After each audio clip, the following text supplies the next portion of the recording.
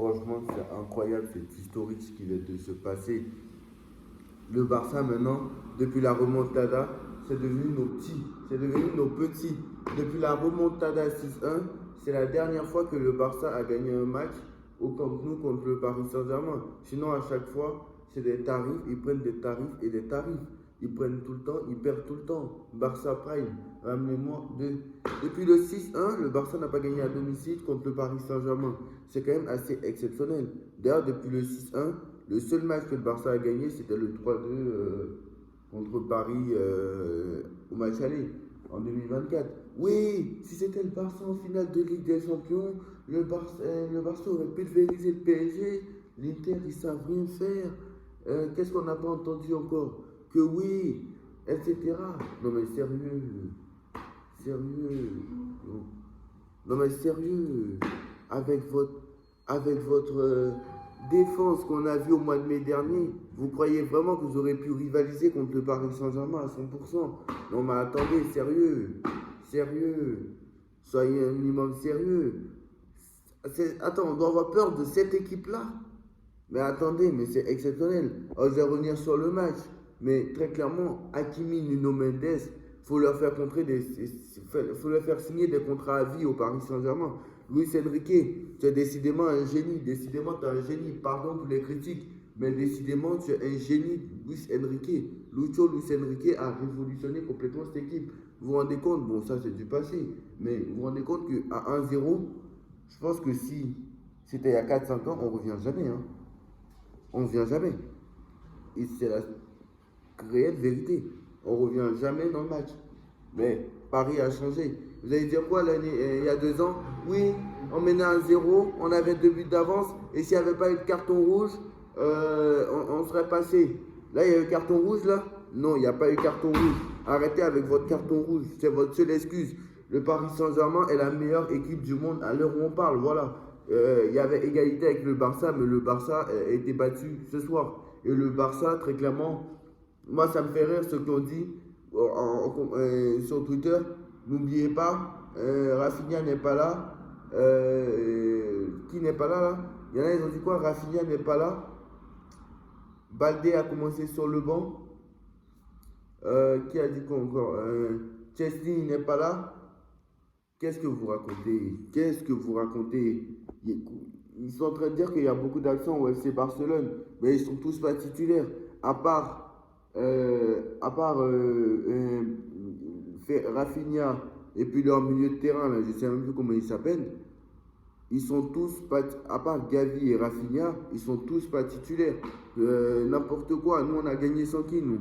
On a gagné sans Marquinhos, titulaire indiscutable, capitaine de notre équipe.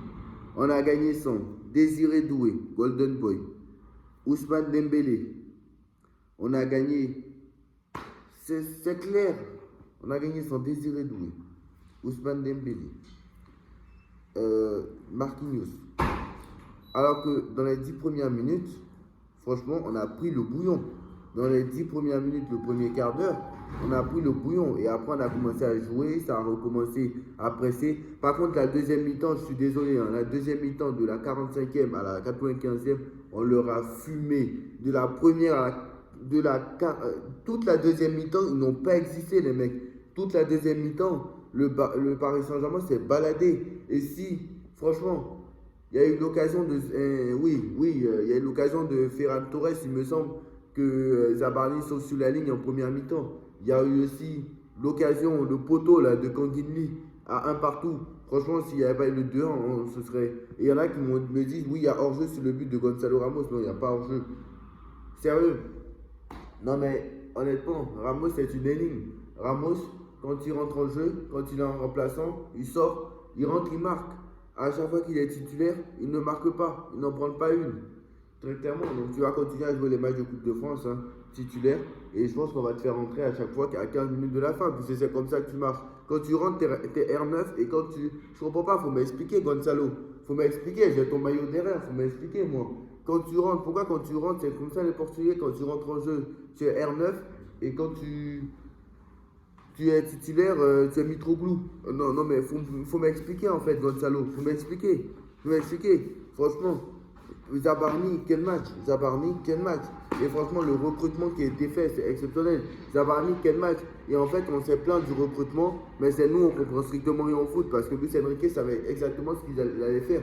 Et Mayoulou, franchement, Mayoulou numéro 9, j'avais dit que c'était n'importe quoi, mais Mayoulou, contre l'Atalanta, ça n'a peut-être pas marché, mais ce soir, ça a marché.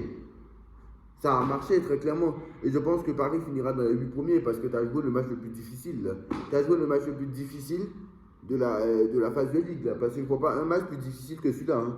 Je vois pas un. Après, tu vas jouer dans 3 semaines. Il y a la trêve internationale. On va prier pour qu'il n'y ait pas d'autres blessés. Mais après la trêve internationale, tu vas récupérer Ousmane Dembélé. Tu vas récupérer Désiré Doué. Tu vas récupérer Marquinhos. Mais vous vous rendez compte de la dinguerie. On va jouer à Leverkusen, donc moins fort que le Barça. On va jouer après contre le Bayern à la 4e journée. Ça sera à domicile. Après, je crois qu'on joue contre Tottenham à domicile. Après le Sporting. Après Bilbao. Après Newcastle. Donc, vous vous rendez compte un peu de la dinguerie. On joue contre la deuxième meilleure équipe du monde. D'accord, ils n'ont pas Rafinha. D'accord, ils n'ont pas Rafinha, qui est le seul grosse absente de marque. Et Baldé qui a commencé sur le banc. Mais on a gagné sans Dembélé, Désiré Doué, Varaskelia, c'était le trio d'attaque qui était absent en finale, et Marquinhos, 4 titulaires sur les 10 qui étaient, puisque Donnarumma est parti à Manchester City, 4 joueurs sur les 10 étaient titulaires en finale de Ligue des Champions. Donc il y avait 4 de nos joueurs majeurs qui n'étaient pas là. Et malgré ça, on a quand même réussi à gagner en étant mené 1-0. Et franchement, sincèrement, Chelsea a eu de la chance. Chelsea et Marseille, ils ont eu de la chance. Si c'était pas un Paris fatigué qui avait joué 95 matchs dans la saison, si c'était pas un Paris fatigué qui avait joué 95 matchs dans la saison et qui était cramé au mois de juillet dernier, le 13 juillet dernier, Paris leur aurait mis 3-0. Et si ils ont eu de la chance, Marseille, s'il n'y a pas eu la soirée du Ballon d'Or, ça aurait été la même chose. Donc c'est-à-dire qu'en fait, ce club, ce Paris Saint-Germain là, je pense que ça va être très compliqué de les battre. Et je pense que très clairement, si tu bats le Barça chez eux, je pense que tu es vraiment candidat à ta propre succession. Et très clairement, je pense que voilà, il ne peut rien arriver à cette équipe. Quand les. Vous vous rendez. Non, non, sérieux. Non, mais est-ce que vous vous rendez compte de la dinguerie? On a quand même réussi à mettre Mayoulou numéro 9. On a quand même réussi avec Vitinha, Ruiz, Neves. On nous a annoncé qu'ils n'étaient pas à 100%. Enfin, Neves n'a pas joué ce soir d'ailleurs. Attends, vous vous rendez compte? On a gagné sans Marquinhos, sans Neves, sans Doué, sans Dembélé.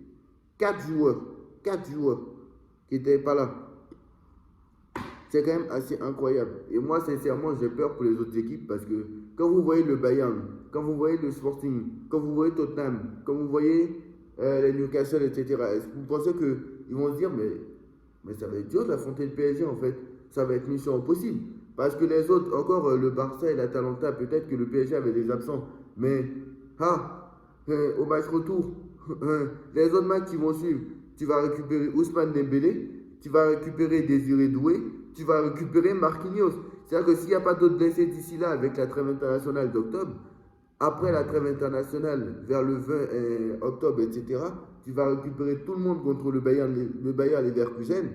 Mais les autres, les adversaires qui vont suivre, les Leverkusen, Bayern de Munich, etc., ils vont rien comprendre.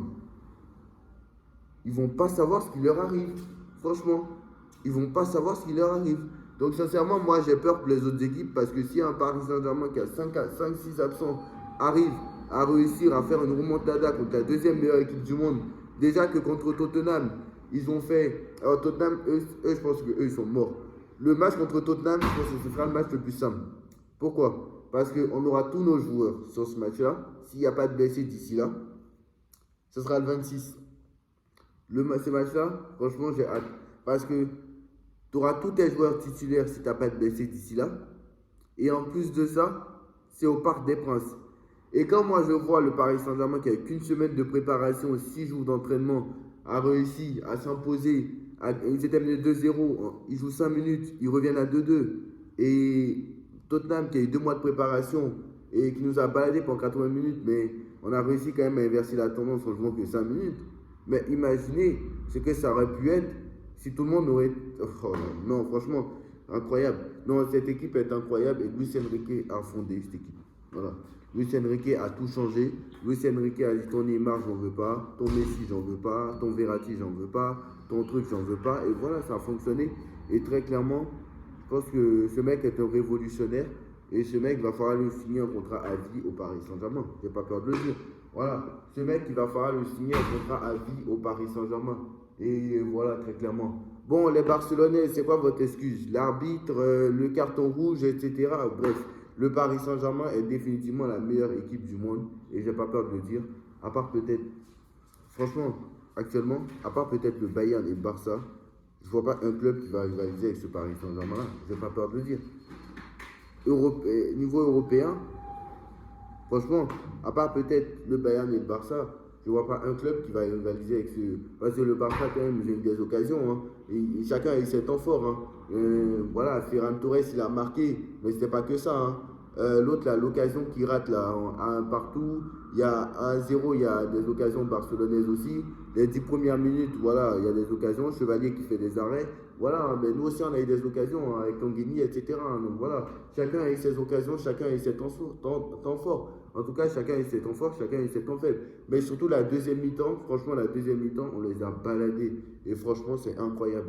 Victoire du Paris Saint-Germain, 2-1 au FC Barcelone. Paris éteint finalement le FC Barcelone. Et voilà, prend une option pour le top 8, très clairement. J'espère qu'on sera top 8 cette année, ce sera incroyable. Dites-moi en commentaire, on se retrouve très très vite pour une nouvelle vidéo. Tchuss. Allez Paris, allez Paris.